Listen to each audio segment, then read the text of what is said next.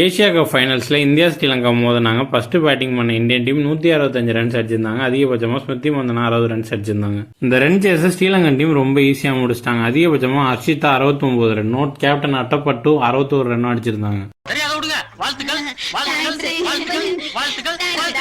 இந்த ஏசியா கப்ல இந்தியா தோத்ததுக்கான காரணம் உங்களுக்கு தெரியுமா? வாங்க பார்க்கலாம். ஸ்ரேயங்கா பாட்டீலோட இன்ஜுரி. 4 ஓவரையுமே எக்கனாமிக்கலா போடக்கூடிய ஒரு பவுலர் தான் ஸ்ரேயங்கா பாட்டீல். அது மட்டும் இல்லாம அவங்க லோவர் மிடில் ஆர்டர்ல யூஸ்ஃபுல்லான ரன்ஸ் அடிப்பாங்க. இவங்களுக்கு பதிலாக தனுஜா கன்வருங்கிறவங்கள பிளேயிங் லெவலில் ஆட வச்சாங்க. இவங்களால ஸ்ரேயங்கா பாட்டீலோட ரோல் பண்ண முடியல பர்ஃபெக்டா.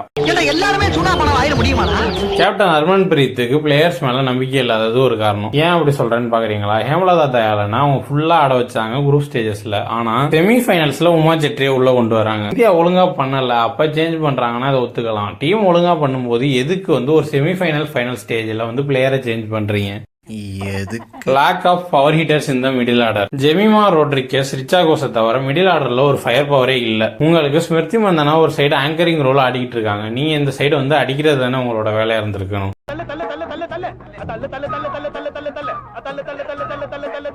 One dimensional bowling attack. Radha Yadav, Tanuja Kanwar 2 பேருமே left arm orthodox spinner. Asha Sobhana மாதிரி ஒரு லெக் ஸ்பின்னர் உங்களுக்கு உள்ள இருக்கிறப்ப ஏன் அவங்களை நீங்க ஆட வைக்கல?